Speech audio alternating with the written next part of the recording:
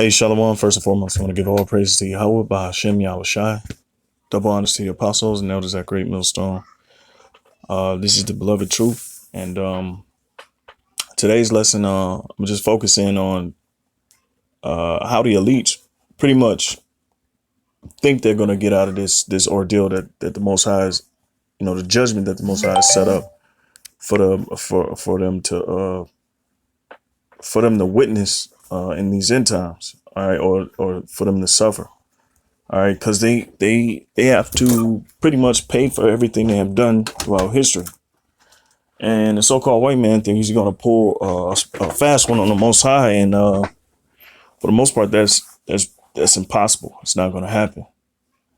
All right, so the points are that the Most High, pretty much used the so-called white man as instrument of well, how can I say, like more like a whooping stick, okay? But the so-called white man think he's gonna go beyond his, his calling, because he's the wicked. He knows he's the wicked. I'm speaking on the elites, the elites, the elite banking families, the Zionists, whatever you want to call them.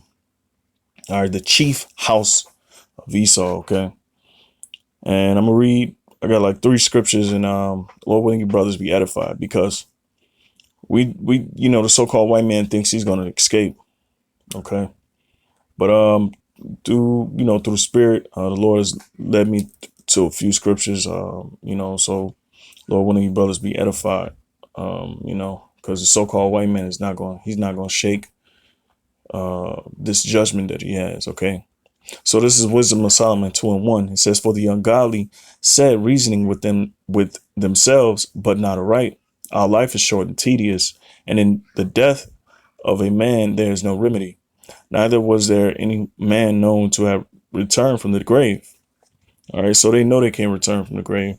That's why they're dealing with transhumanism. All right, trying to prolong their lives, doing all sorts of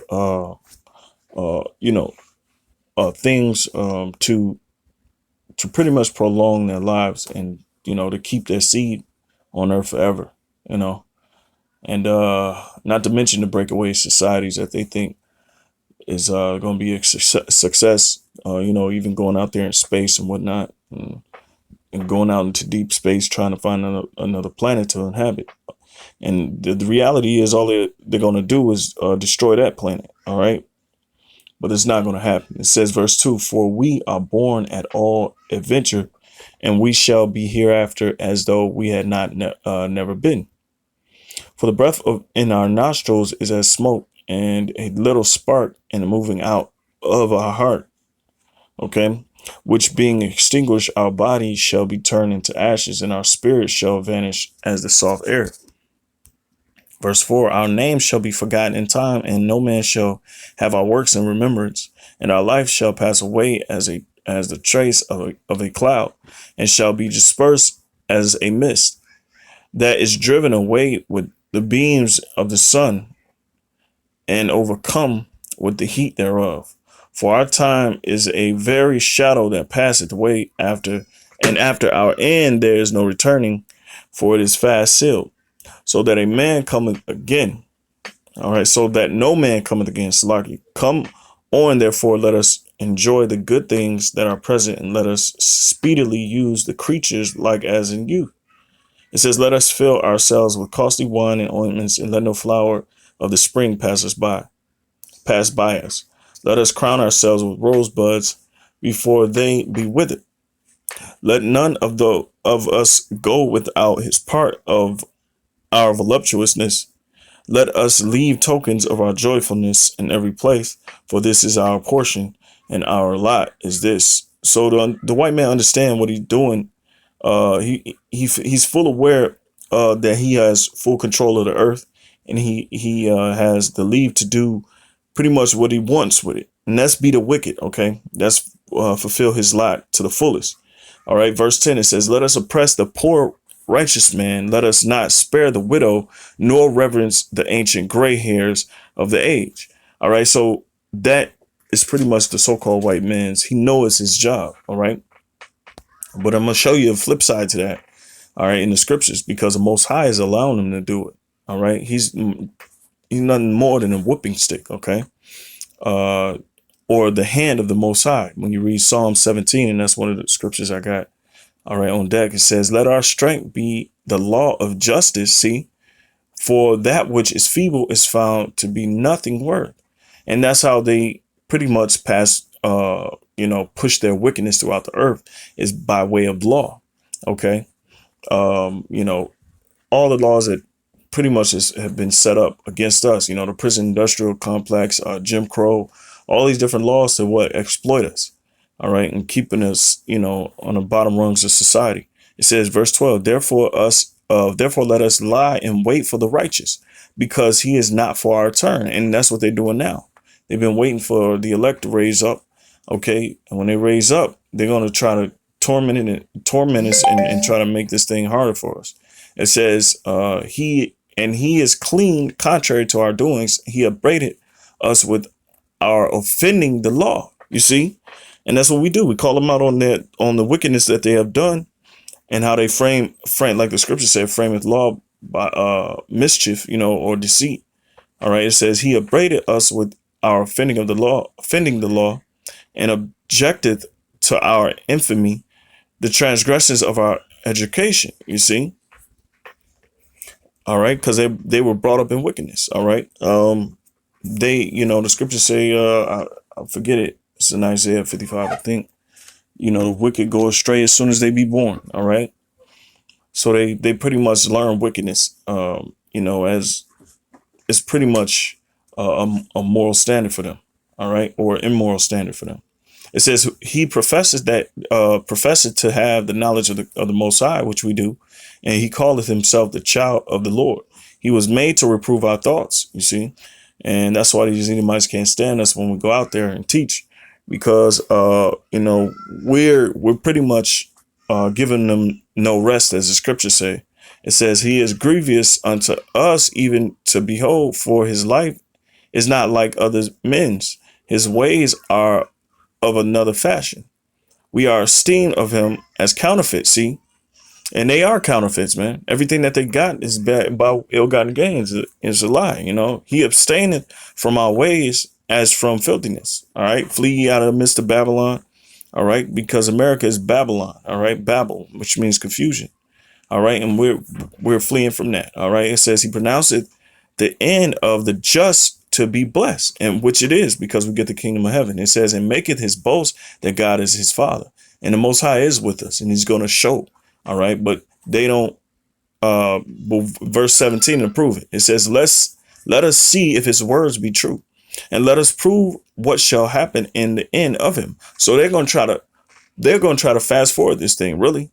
They're going to try to prove our reigns. All right. It says, verse 18, it says, for if the just man be the son of God, he will help him and deliver him from the hand of his enemies. All right, let us examine him with despitefulness and torture, that we may know his meekness and prove his patience. Let us condemn him with a shameful death, for by his own saying he shall be respected. Such things they did imagine, and were deceived, for their own wickedness hath blinded them. And as for the mysteries of God, they knew them not. Neither hope they for the wages of the righteous, nor discern a reward for blameless souls. For God created man to be immortal, and made him to be an image of his own eternity. Nevertheless, through envy of the devil came death into the world, and they that do hold of his side do find it.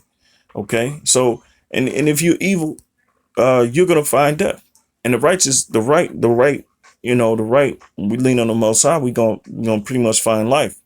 But the point is that these Edomites think they're gonna pretty much boast against the Most High, when he only set them up to what? To be really a whooping stick when you look at it. So let me go to Psalm 17 and 13 real quick. 17 and verse 13. It says, let me see. Yeah, I started at 9. It says, from the wicked that oppress me, from my deadly enemies who compass me about. They are enclosed in their own fat. With their mouth, they speak proudly. And as you can see in Wisdom of Solomon, explain that the thoughts of, the wicked, it says they have now compassed us in our steps.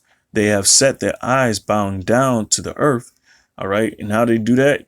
They're doing that with their technology now. They have eyes everywhere, from their CCTVs and all of the surveillance cameras that they have set up and linked all together. All right. Under one system. It says, like as a lion that is greedy of his prey, and as it were a young lion lurking in the secret places, arise, O Lord, disappoint him, cast him down, deliver my soul from the wicked, which is thy sword. All right. So, in other words, the wicked is who? The Most High's sword, because he's punishing us and trying us as well as gold is tried in the fire.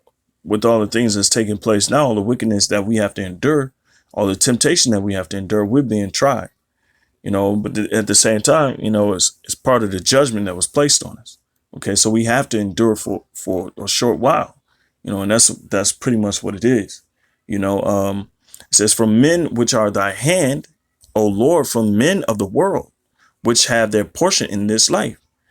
All right, because they're not going to have a portion in the kingdom. Okay, which have their portion in this life, and whose belly thou fillest with thy hid treasure. They are full of children, and leave the rest of their substance to their babes. All right.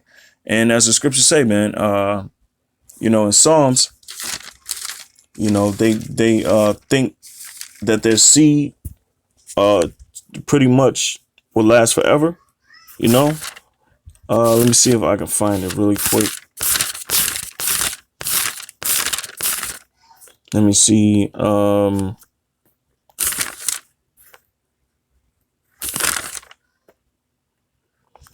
Psalms 49, and then I'll go back to that and finish that.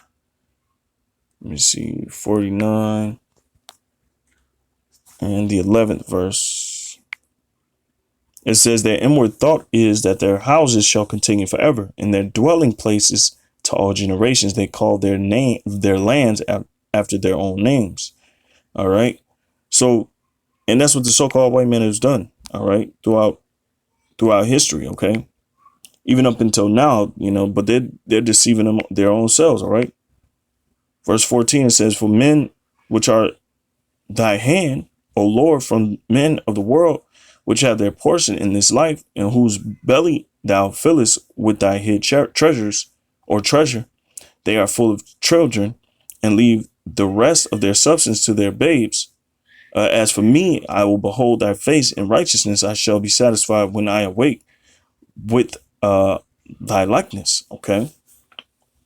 Because we're going to put on pretty much the armor of the Most High. We're going to put on that righteousness. Okay. All right. And they have their portion in this life. All right. But they don't understand that the Most High has set them up and he's going to take them down. So this is my last scripture, Isaiah 10 and 12. And, this pretty much sums it all up.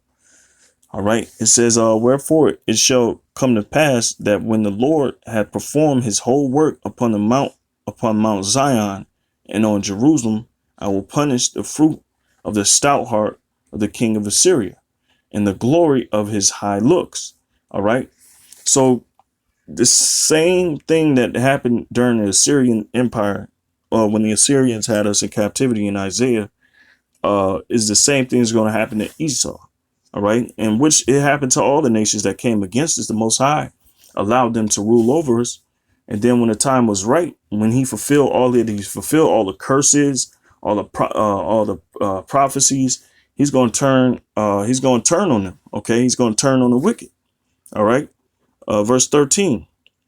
And that's why it says, man, I will punish the fruit of the stout heart, man, of the king of Assyria and the glory of his high looks. All right. It says, for he said, by the strength of my hand, I have done it, and by my wisdom, for I am prudent. And that's what the so-called white man is. That's what he thinks. OK, that's what he thinks. All right. That he's done everything by his own, and not knowing that shit, pretty much everything that was given to him was given to him by the Most High. The Most High set him up. The Most High gave him the birthright.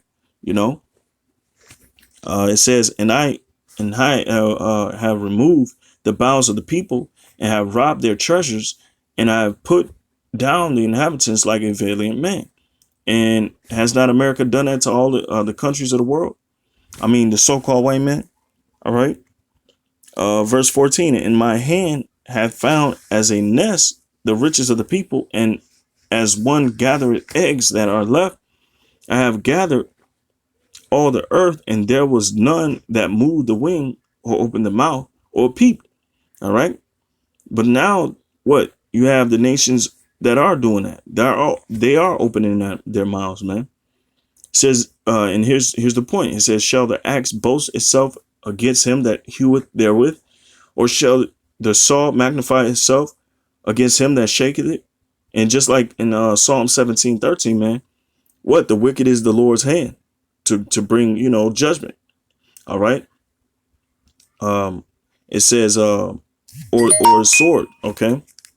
It says, or shall the saw magnify itself against him that shaketh it, as if the rod should shake itself against them that lift it up, or as if the staff should lift up itself, as if it were no wood. And that's what the so-called white man is doing, trying to do to the Most High. They're trying to lift themselves up against the Most High, and that's not going to happen, man.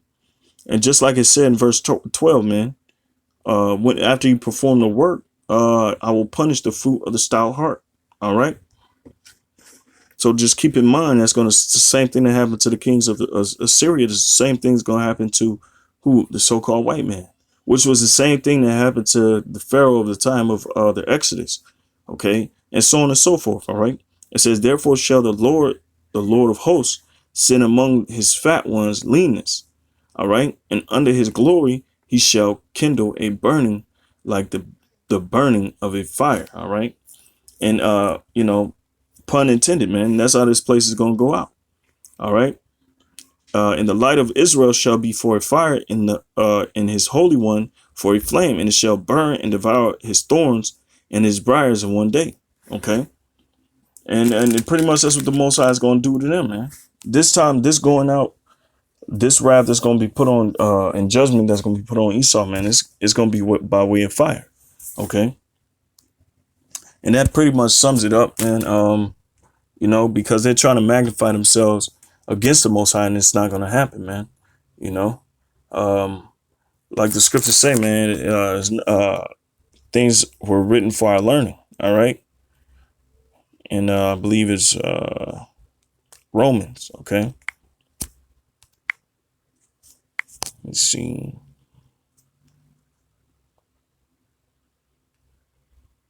I think it's 15:4. Yeah, Romans 15:4 says, for whatsoever things were written aforetime were written for our learning, that we through patience and comfort of the scriptures might have hope. All right. So, and that's pretty much what's happening, man. This is written for our learning. All the things that we see that happened in the past, man, it's nothing new under the sun, as Ecclesiastes 1:9 says, man. But with that, I'll give all praises to Yahweh Shem Shai. Double honors to the apostles and elders at Great Millstone.